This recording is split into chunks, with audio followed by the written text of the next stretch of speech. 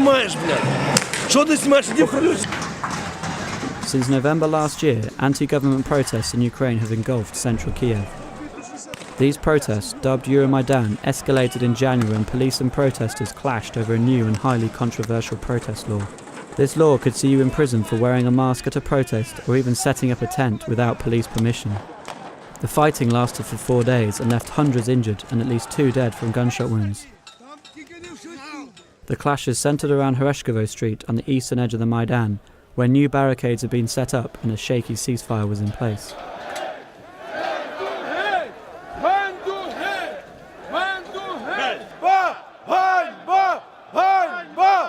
So we're down at the barricades. The ceasefire passed an hour and a half ago, and so far everything's still peaceful. But now, if you want to go through to the front barricades, you have to put your helmet on. This is the very front line. There's 2 sets of barricades here. Everyone's got makeshift weapon, shield, armour. Guys have got like bits of polystyrene strapped to their shins, bits of plastic on their arms, ready to defend themselves from the police. The protesters have built themselves a catapult at the feet of the guys. There's probably at least 50 petrol bombs. Since Sunday, at least 2 people have been confirmed killed, who shot dead. And the protesters here shining torches up into the buildings on the police sides, looking for any cops that might want to shoot any protesters. In the early days of the protests, the opposition parties were influential on the streets. But now, after weeks of stagnation, protesters were getting tired of the continuing political stalemate. На мою думку, зараз ситуація в Україні така, що ми бачимо бездіяльність нашої опозиції фактично. Лише на словах вони готові зі сцени закликати всіх до бою, до якихось дій. А по факту, де Кличко? Я не бачу тут ні Кличка, ні Яценюка, ні Тягнебока, 3 лідерів опозиції України. So, Vitaly Klitschko, the leader of Udar party, one of the more popular opposition parties, has finally come down to the barricades after his talk with Yanukovych. I mean, everyone here was expecting him not to turn up, but now he's here and everyone's kind of pissed off at him. Everyone's shouting revolution. They're sort of interrupting everything he says. I get the feeling that people are just kind of pissed off with all these negotiations. They're calling for revolution here and they're not getting it. After trying to negotiate an extension of the ceasefire and constantly being shouted down, Klitschko finally gave up trying to talk with the protesters and retreated from the barricades. Якби все дійсно робилося, можна було мирно все це зробити. Вони 2 місяці просто ходили нам казки розказували. Тільки перший тиждень були дії, коли блокувався Кабмін.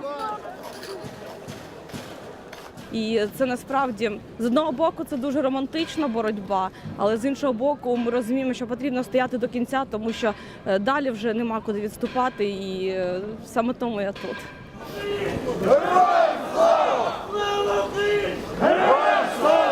Although the ceasefire was now over, the night passed peacefully with no clashes.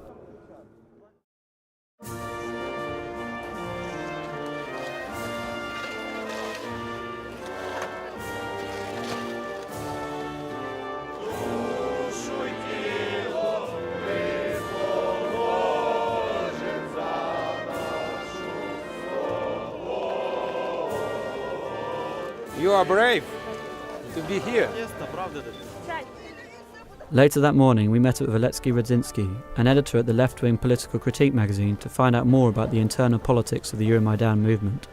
So this is where the riot started on Sunday. Yeah, exactly. This is and these are new barricades that they've created since Sunday, right? Actually, I think they were created last night. Because in the previous days, the riot police made an attack and then retreated. So they were demonstrating that they can clear the square easily in 10 minutes, but they were retreating afterwards because there was not a political decision to end up in a bloodbath. Right. So you think, the people that were killed, that wasn't an order from the top. What happened there? Why did those people get shot? It was an order from the top, but we are not exactly sure where the top is. At the end of the hierarchy now is in Kremlin, not in presidential administration. There's not really much talk about sort of the political makeup of these protests. Yeah. Would you say there's any lean towards left or right here in Maidan? Yeah, for sure. But what we see now, I wouldn't really call this a protest anymore. This is an uprising, and this is people's uprising. It is kind of post-political. No political ideology is in control of this. For sure, the far right was extremely visible from the very start of Euromaidan, but after the violence started on the side of the government, lots of people who would never accept their presence even here came here anyway, because a much bigger problem is the violence of the government, and that's how also the neo-Nazi ideology becomes more acceptable, unfortunately.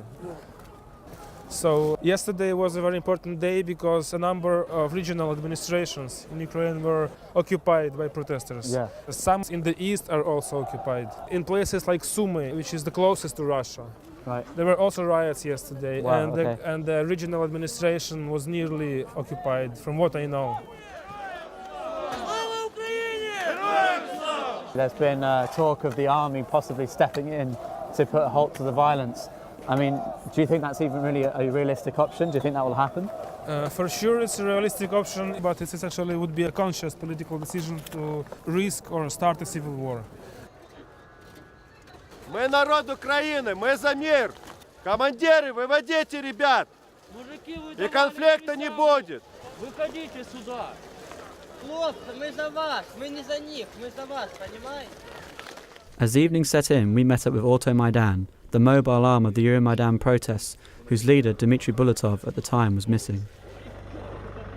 The Automaidan volunteers patrolled the Maidan and the surrounding areas looking for hired government thugs known as Tatushki, and camp out at hospitals protecting wounded activists from police brutality.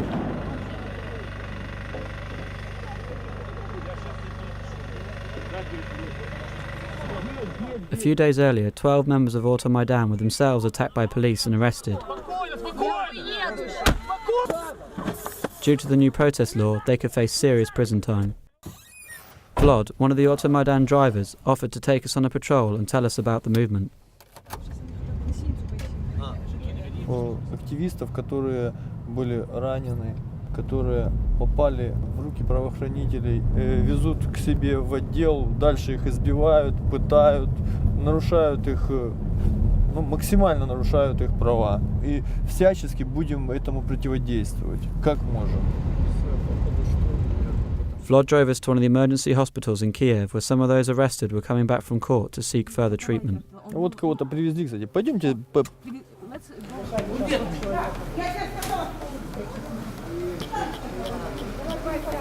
Я думаю, выводить будет с той стороны, поэтому снимайте стой. So the police have turned up, and inside this van here are some Maidan protesters who've been in court, but they were injured, and finally they're going to get to see some hospital treatment. Looks pretty cold in there.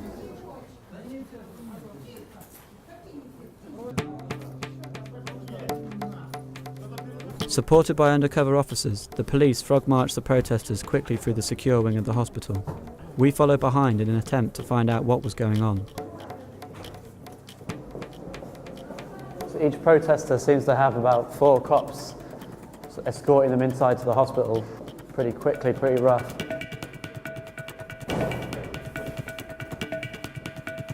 Вы не успели, они закрыты все уже. Невозможно.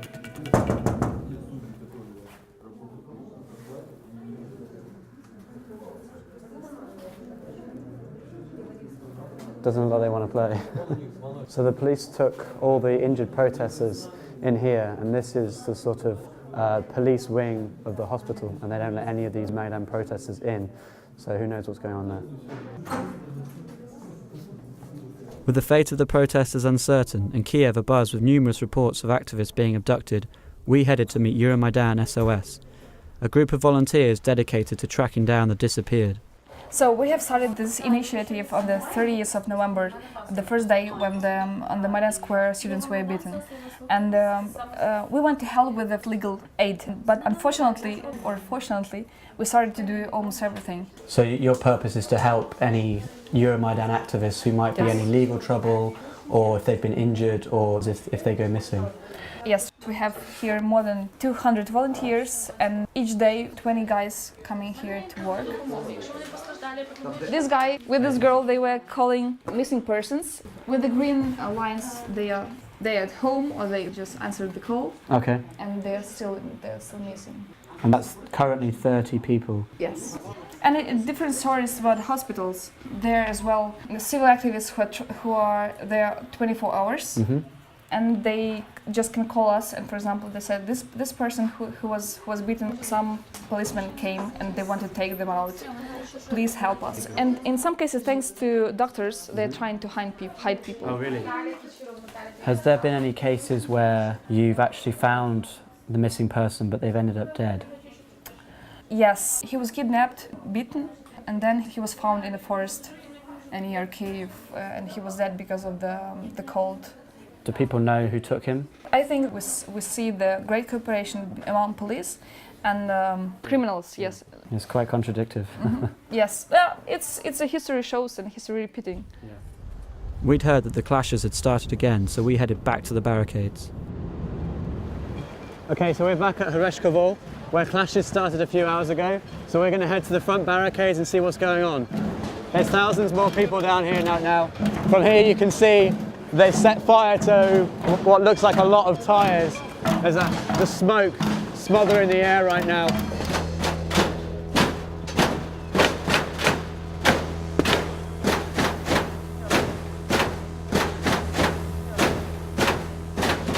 So right now there's thousands of people just kind of watching, looking towards the police lines, waiting to see what happens. It looks like they're just ready for a fight. They're waiting for the police to push forward. And there's a building right next to that burning barricade, and that's now on fire too. It's called Lose the Jewel. There's a man behind me, half naked, wielding a chainsaw. The police are firing rubber bullets in this direction, so we're having to move. Guys, why are you down here? It's actually very simple. We are fighting for our freedom, that's all. So what started the fight here tonight? Berkut, we didn't start any provocation. We were peaceful. And someone from their side shoot here. And then the fight started. Yeah, we don't care about the position. It's a political issue. All these people here, this is the future of this country. Okay, this is the very front line of the barricades on Horeshkovo Street. The protesters are shooting fireworks now towards the police. It's like a post-apocalyptic nightmare down here. It's insane.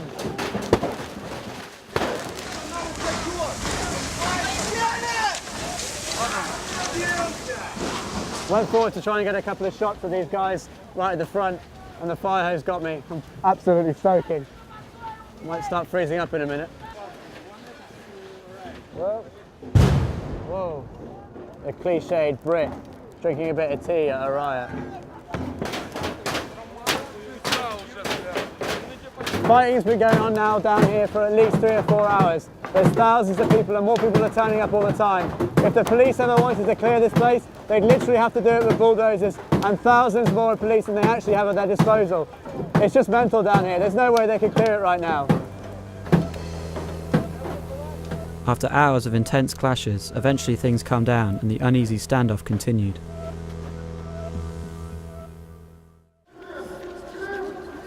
We'd been wondering about how well equipped and organised everyone was, so we decided to take a look at the various methods the protesters used to combat government forces.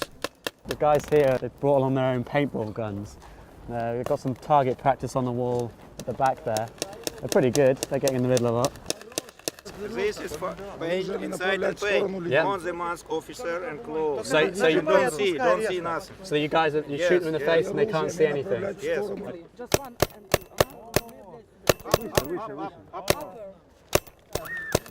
Hey.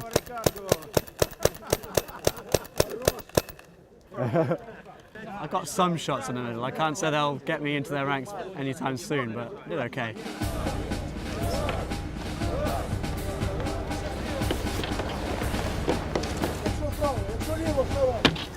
We then headed over to the occupied trade union house. Inside, we met Euromaidan Self-Defense, a group of volunteers who were responsible for making some of the makeshift weapons and shields. So you've got a homemade piece of armour here, a couple of layers of foam padding that you'd normally find on a bedroll for camping. They've even got a groin flap, just so no one gets hit in the crown jewels. It's pretty cool. Let's see how heavy this thing is.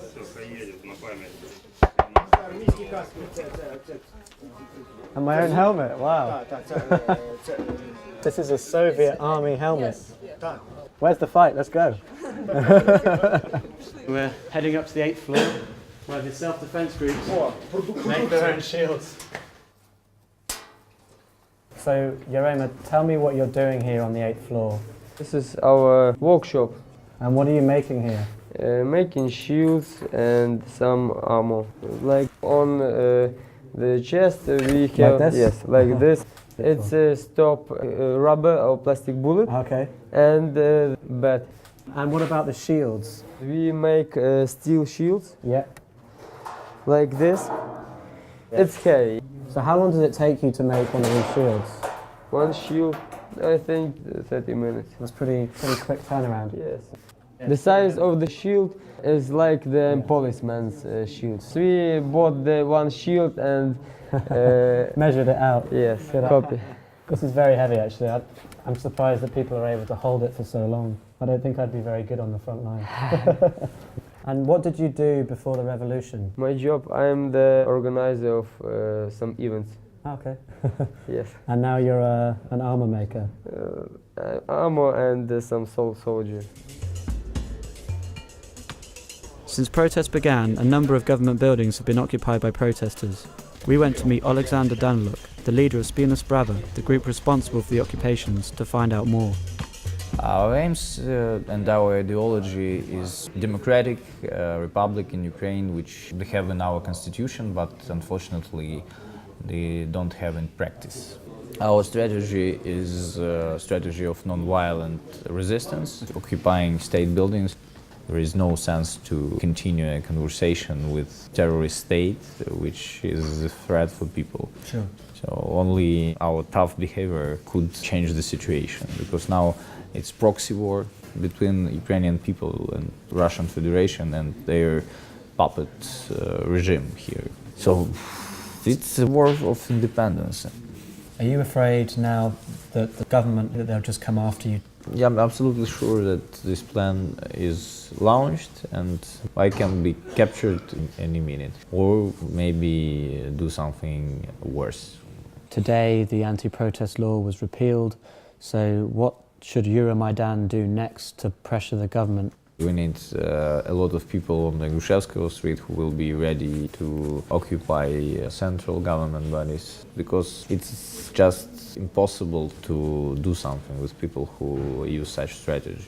It's very pity that our political leaders are pig's shit, and that's why they just do nothing. The day after our interview with Daniluk, Spina Sprava lost the agricultural ministry in a brutal fight with supporters of Svoboda. Whilst we were in Ukraine, Daniluk's family had fled to the UK, and a week later Daniluk joined them after walking across the border to Poland and flying to London.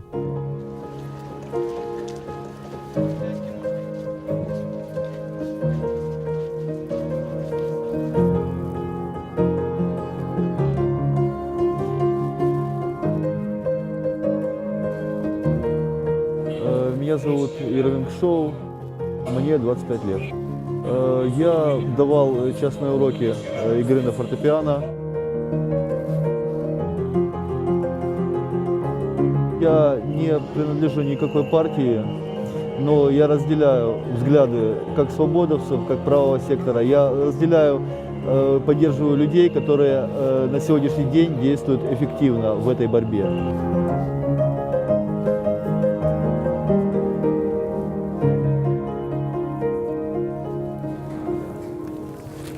Я с первого дня находился на Грушевского, и на первых порах я не вел активных действий, выносил, то есть, раненых.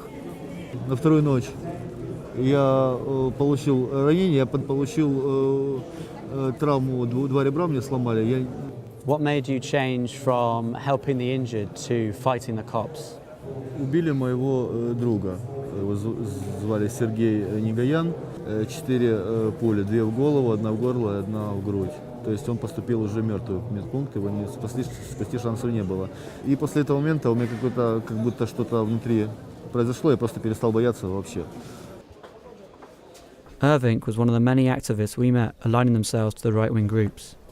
To find out more about the intentions of these groups, we met with Andrei Tarasenko, a leading representative of the right sector, one of the more militant groups fighting on the front lines. Правий сектор – це об'єднання різних всеукраїнських організацій, груп людей різноманітних і просто людей доброї волі. Правий сектор створився в перші ж дні Майдану, щоб заявити свою націоналістичну позицію. Нам не стільки цікаво підписання асоціації чи не підписання асоціації з ЄС, скільки скинення цього бандитського режиму шляхом національної революції.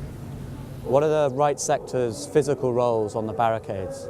Займаємося захистом людей від звірілого беркуту. Ми кругом захищаємо людей. Де є люди, там є ми. Якщо нас називати екстремістами, тоді треба весь народ називати екстремістами. Можна подивитися на фотографію, на якій стоїть декілька десятків тисяч людей. Всі екстремісти. Do you see there being a peaceful negotiation here in Maidan? Іде війна. Нас стріляють, нас вбивають, нас катують, викрадають, саджають масово, гвалтують. Не може бути мирного розрішення. Єдиний варіант мирно це все закінчити, це якщо Янукович подасть відставку. What will the right sector do if the government declares a state of emergency? Якщо цей режим розпочне реальний терор по всій Україні проти власного народу, тоді почнеться партизанська війна. Друзі, вхід з правої сторони, будь ласка.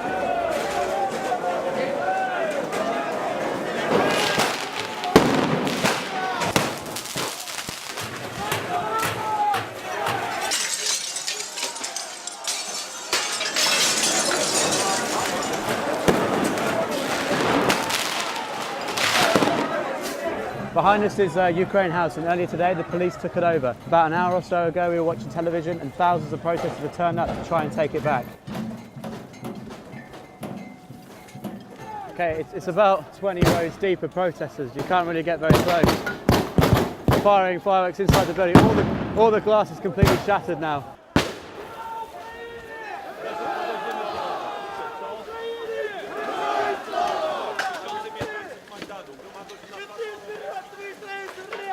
The police are using a fire hose to spray at the protesters. I mean, again, it's really, really cold, so it's just going to freeze.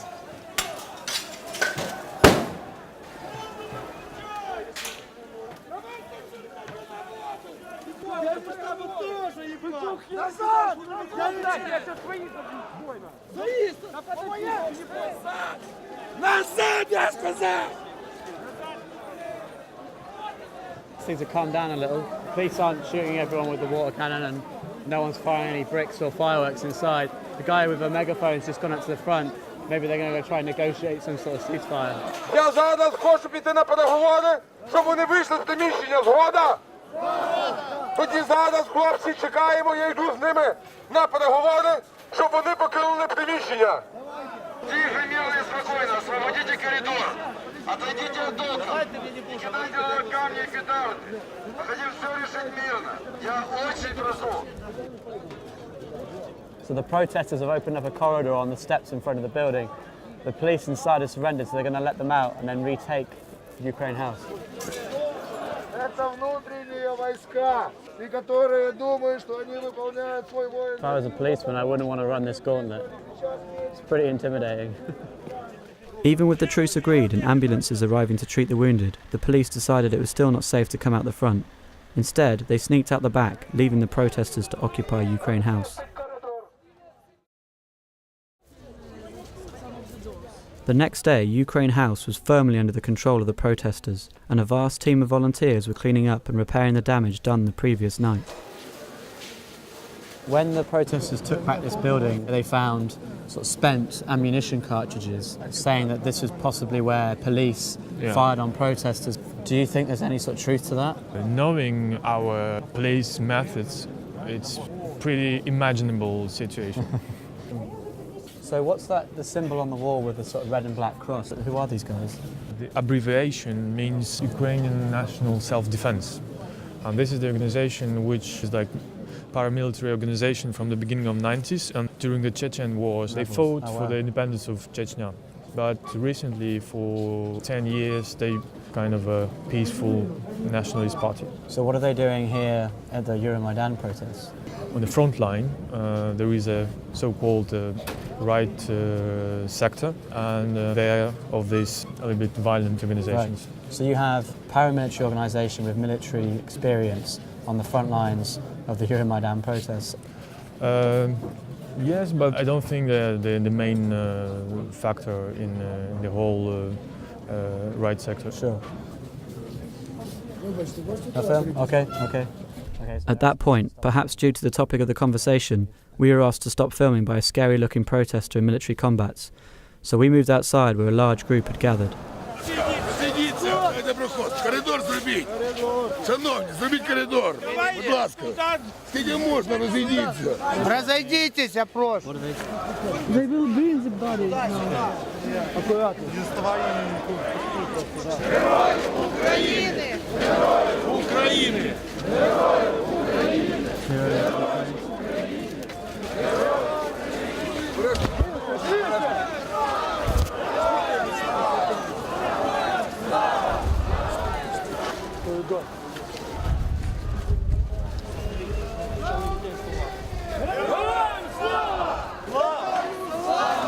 Беріть камеру, будь ласка.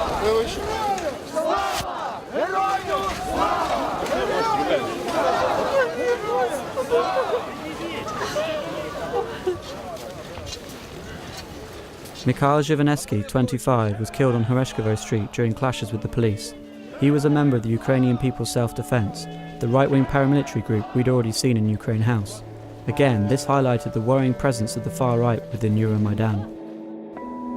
With demonstrations spreading across the country, the repealing of the anti-protest law, and the city hall being evacuated as part of a prisoner amnesty law, it felt like the protests had entered a more peaceful phase. However, on the 18th of February, violent clashes kicked off again outside Parliament, which so far has left 25 dead and hundreds injured, and the prospect of Independence Square being cleared for good a worrying reality.